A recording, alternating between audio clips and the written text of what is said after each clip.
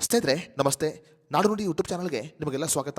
ಸ್ನೇಹಿತರೆ, ಕರ್ನಾಟಕ ಶಾಲಾ ಮಕ್ಕಳು ಹೆಚ್ಚುವರಿಯಾಗಿ ದಸರಾ ಹಬ್ಬದ ರಜೆಯನ್ನು ಪಡೆದುಕೊಂಡ ಕಾರಣ ಈಗ 8ರಿಂದ 10ನೇ ತರಗತಿ ಮಕ್ಕಳಿಗೆ ರಾಜ್ಯಾದ್ಯಂತ ಹೊಸ ನಿಯಮವನ್ನು ಜಾರಿಗೆ ತರಲಾಗಿದೆ.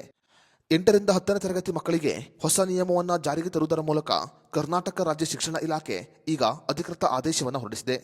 ಕರ್ನಾಟಕದಲ್ಲಿ ಶಾಲಾ ಮಕ್ಕಳಿಗೆ ಹೆಚ್ಚುವರಿಯಾಗಿ 10 ದಿನಗಳ ಕಾಲ ದಸರಾ ರಜೆಯನ್ನು ವಿಸ್ತರಣೆ ಮಾಡಲಾಗಿತ್ತು. ಸದ್ಯ 8ರಿಂದ 10ನೇ ತರಗತಿ ಮಕ್ಕಳ ಸಾಕಷ್ಟು ಪಠ್ಯಕ್ರಮಗಳು ಈ ರಜೆಯಿಂದಾಗಿ ಬಾಕಿ ಉಳಿದುಕೊಂಡಿದೆ.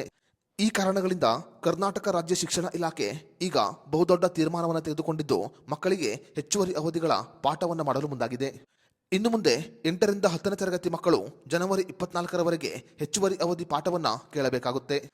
ಜನವರಿ 24ರವರೆಗೆ 8ರಿಂದ 10ನೇ ತರಗತಿ ಮಕ್ಕಳಿಗೆ ಹೆಚ್ಚುವರಿ ಅವಧಿ ಪಾಠವನ್ನು ಮಾಡಲು ಕರ್ನಾಟಕ ರಾಜ್ಯ ಶಿಕ್ಷಣ ಇಲಾಖೆ ಈಗ ಆದೇಶವನ್ನು ಹೊರಡಿಸಿದೆ. ಹೆಚ್ಚುವರಿ ರಜೆಯ ಕಾರಣದಿಂದಾಗಿ 66 ಅವಧಿಗಳು ಬಾಕಿ ಉಳಿದುಕೊಂಡಿದ್ದು ಆ ರಜೆಯನ್ನು ಸರಿದೂಗಿಸುವ ಉದ್ದೇಶದಿಂದ ಕರ್ನಾಟಕ ರಾಜ್ಯ ಸರ್ಕಾರ ಈ ತೀರ್ಮಾನವನ್ನು ತೆಗೆದುಕೊಂಡಿದೆ. ಅಷ್ಟೇ ಮಾತ್ರವಲ್ಲದೆ ಕಲಿಕೆಯಲ್ಲಿ ಹಿಂದುಳಿದ ವಿದ್ಯಾರ್ಥಿಗಳಿಗೆ ವಿಶೇಷವಾದ ತರಗತಿಗಳನ್ನು ನಡೆಸಲು ಆದೇಶವನ್ನು ಹೊರಡಿಸಲಾಗಿದೆ.